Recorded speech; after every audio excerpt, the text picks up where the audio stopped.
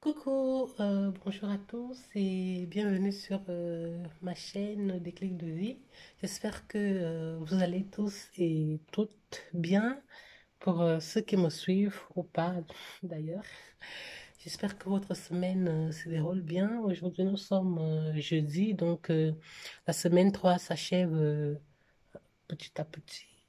Euh, Aujourd'hui j'aimerais parler de ma catégorisation, comment est-ce que j'organise mes types d'enveloppes. Rappelez-vous, la semaine dernière, j'ai dû gérer un imprévu qui est arrivé. Et il s'agissait de mon ordonnance, donc, et je l'ai géré avec une de mes catégories d'enveloppes, enveloppe virtuelle, où je suis allée chercher de l'argent pour régler ce problème. Alors, je sais que de plus en plus, notamment cette semaine, j'ai dû encore taper dans ces enveloppes virtuelles. Donc, il était plus que nécessaire que je parle un petit peu pour la clarté de mon organisation, que je vous parle de ces catégories d'enveloppes. Donc, ce que j'ai mis en place. Donc, sans plus tarder, let's go. OK. Normalement, quand je fais mon budget du mois, j'ai une partie revenu, bien sûr, une partie revenu qui est le salaire, mon budget que je répartis par mois.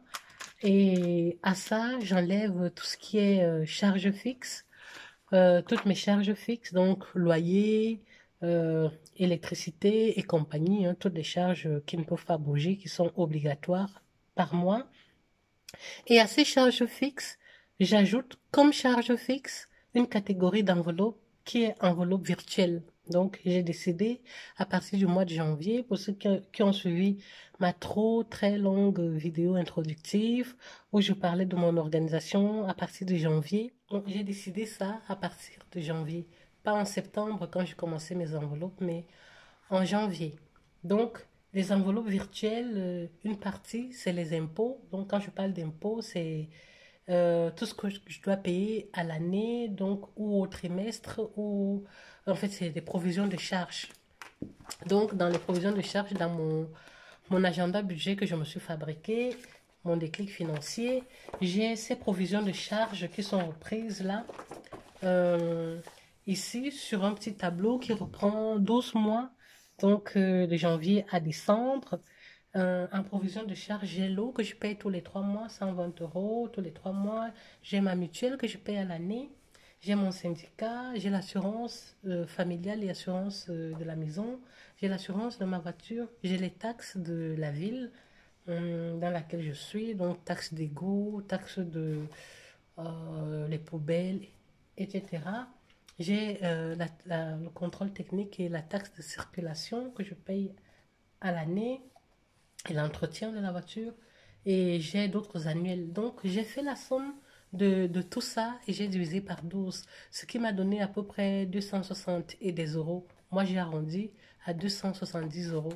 Donc, pour cette enveloppe virtuelle qui reprend les impôts ou alors les provisions de tout ce que je dois payer à l'année, je mets 270 euros. Et j'ai une autre catégorie d'enveloppe virtuelle. Je ne sais pas si vous voyez bien, j'essaie de jouer avec l'éclairage de ma fenêtre. Une autre catégorie d'enveloppe virtuelle, autre, euh, où je mets 190 euros. Donc le total des deux me fait 2, 1, 3, 9, 7, ça fait 16. Donc ça fait 460 euros. 460 € que je vire automatiquement dans un compte à part. Oui, un deuxième compte en ligne que j'ai. C'est un compte gratuit. À la fin du mois, voilà, je considère ça comme charge fixe. J'ai commencé ici en janvier. Donc en janvier, après mes charges fixes normales, j'ai viré 460 euros sur ce compte que j'ai ouvert exprès pour mes provisions de charges. Et cet autre ici, les 190 euros, ça concerne très exactement, j'ai séparé les pages pour ne pas devoir trop fouiller. Ça concerne très exactement les soldes, donc une enveloppe solde à laquelle j'attribue 50 euros, une enveloppe école, 30 euros vacances, 30 euros anniversaire. Normalement, anniversaire, c'est 40 euros, mais comme j'avais commencé en septembre, j'avais déjà un petit peu d'argent dans cette enveloppe, donc Ça fait que j'ai 90 euros dedans. Noël, 50 euros. Donc la somme, elle me donne normalement à mettre tous les mois 190 euros. Donc c'est ça mes enveloppes virtuelles. Et quand j'ai comme ce mois-ci où j'ai eu l'imprévu la semaine dernière pour les frais de médicaments, normalement si j'avais eu mon portefeuille où je mets les enveloppes physiques, j'aurais pris l'argent dans divers et complété. Mais je n'avais pas le portefeuille, du coup j'avais ma carte de banque, cette carte-là où il y a mes enveloppes virtuelles dont je suis allée taper dans les impôts. Je considère que j'ai pris l'argent de la santé de mon ordonnance dans les récaps annuels. Donc, j'ai une autre catégorie d'enveloppes, ce sont les enveloppes physiques. C'est ce que vous voyez quand je fais mon bilan à la semaine. C'est généralement les enveloppes physiques que j'utilise, donc qui reprennent toutes les catégories que vous connaissez, alimentation, divers, santé et autres, etc., que je cite souvent au fur et à mesure. Donc, en gros, c'est comme ça que je m'organise, donc que j'ai décidé de m'organiser. Euh, je vais essayer de me tenir à ça. Euh, Bien sûr, vous voyez, ici j'ai eu un imprévu. Grâce à ça, j'ai pu gérer l'imprévu. Donc, ça me permet aussi quelque part d'anticiper mes imprévus. Donc, ici, cette semaine, je vous ferai le bilan de la semaine.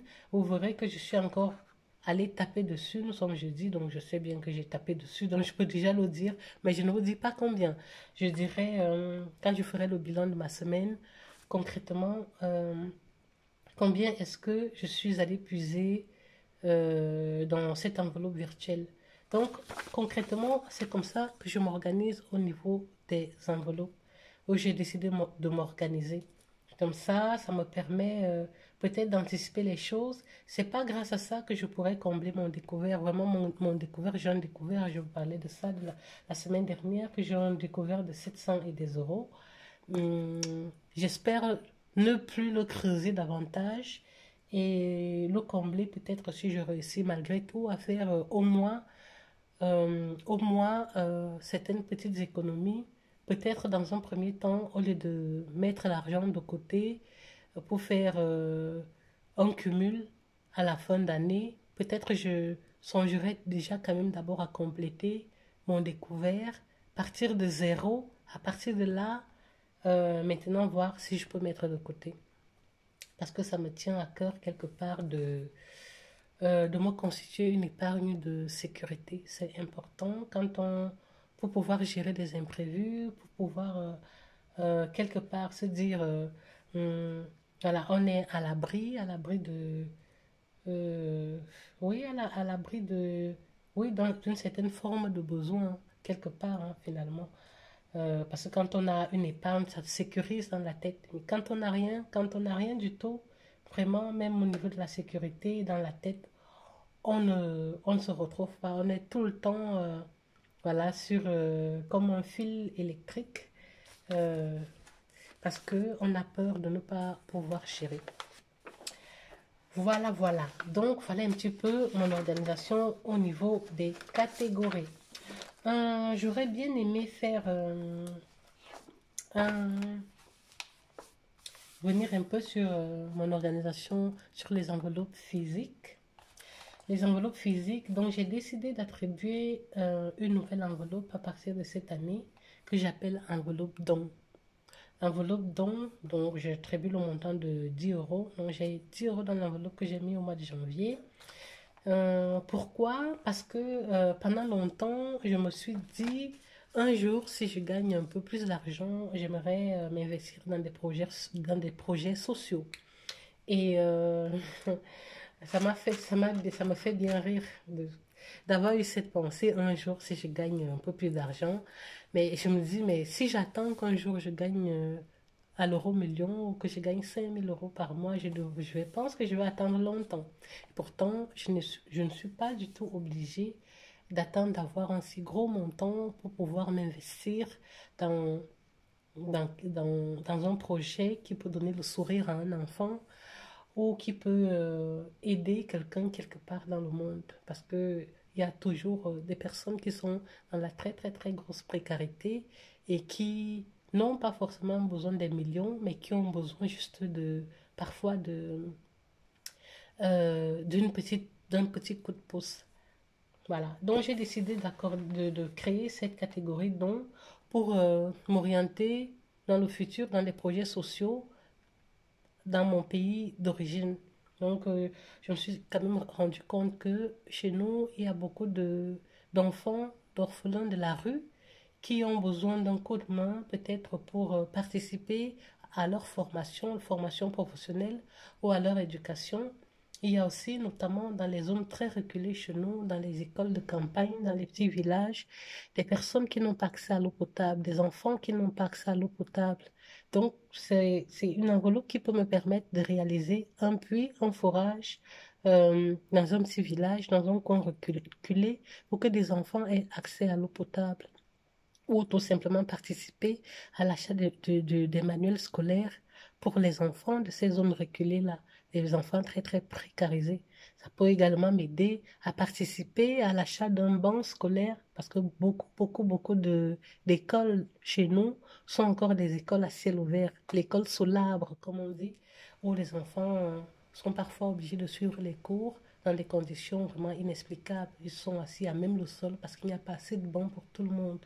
Donc, j'ai décidé de commencer cette enveloppe don et, et à la fin des 12 mois, je verrai combien j'aurai.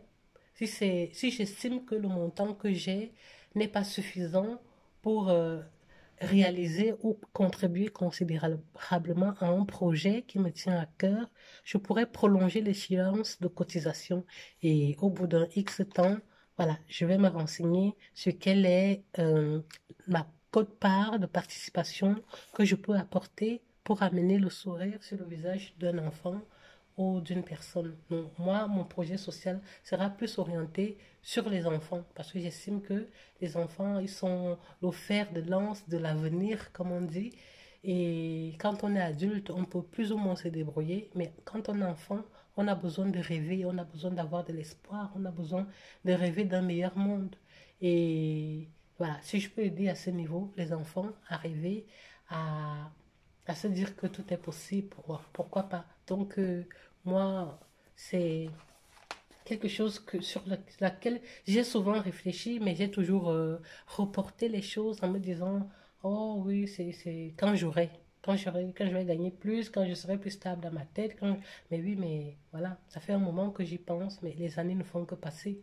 Mais si je ne décide pas à un moment donné à passer à l'action avec le peu de revenus avec les revenus que tu as, que j'arrête de dire peu de revenus parce que je pense que j'ai des revenus suffisants pour bien vivre ma vie et oui, c'est encore un autre truc que j'ai découvert, que je n'arrêtais pas de dire peu de revenus, peu de... Pourtant, je pense que j'ai un revenu confortable qui me permet de bien vivre ma vie euh, sans vivre dans le stress et, et manquer et me frustrer, hein, comme je pensais avant. C'est aussi l'une des choses qui m'a fait ne pas commencer très vite ou tôt la méthode de budgétisation parce que j'avais tout simplement peur que le fait de me lancer dans cette budgétisation m'oblige à me priver, m'oblige à me frustrer parce que je ne serai plus libre de dépenser comme je veux, de me faire plaisir. Mais c'était une pensée très limitante parce que ça m'a fait perdre le temps, ça m'a fait continuer à m'enfoncer, de ne pas prendre les choses en main.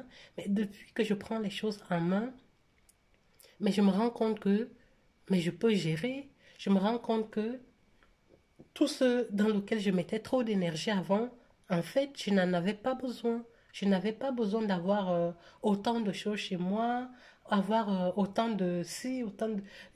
Je n'avais pas besoin de tout ça. Et que je pense que je, je suis dans un autre état d'esprit où aujourd'hui je me dis, mais tiens, mais je sais très bien vivre, je sais très bien m'organiser, je peux même planifier avec ce que j'ai, des vacances, mais oui, l'échéance sera un peu plus longue et encore, ça sera meilleur parce que je vais profiter pleinement parce que je sais d'où je viens, comment j'ai mis de l'argent de côté pour profiter de ces vacances. Donc voilà. Euh, Ainsi s'achève ma vidéo. Je voulais vous parler de mon organisation au niveau de la planification, justement pour que ça ne il n'y ait pas confusion à ce niveau-là, que de temps en temps, je vous montre des enveloppes physiques et puis j'ai un imprévu, je pas régler avec la carte de banque. Non, non, franchement, je partais presque de zéro. Et comme je vous ai dit, pour pouvoir payer mes premières échéances, mes premières factures annuelles et récap du mois qui tombe en janvier dans mon syndicat, c'est à l'année, c'est en janvier qu'on paye. Ma mutuelle, c'est à l'année, c'est en janvier qu'on paye. Les 3 mois de l'eau en janvier, j'ai dû prendre cet argent dans ma prime de fin d'année que j'ai eue en décembre. J'ai retiré direct cet argent, j'ai bloqué pour qu'en janvier, je n'ai pas à me dire, ben, je n'ai pas l'abonnement de l'année pour le syndicat, aussi, et donc j'ai pu régler ça. Et j'ai commencé vraiment l'année 2022 en janvier à zéro. Voilà, donc j'espère que vous avez plus ou moins compris un petit peu mon explication sur ma répartition de mes enveloppes physiques virtuelles. Bon, voilà, j'essaierai d'être un peu plus clair au fil des mois où je présenterai mon budget. Sur ce, je vous souhaite une bonne fin de semaine. Nous sommes jeudi. Aujourd'hui, je suis à la maison. Donc, voilà, j'espère que vous allez bien et que la journée va bien se passer pour vous parce que c'est le matin. Et on se voit pour en fin de semaine, dimanche, je crois, pour mon bilan de fin de cette troisième semaine.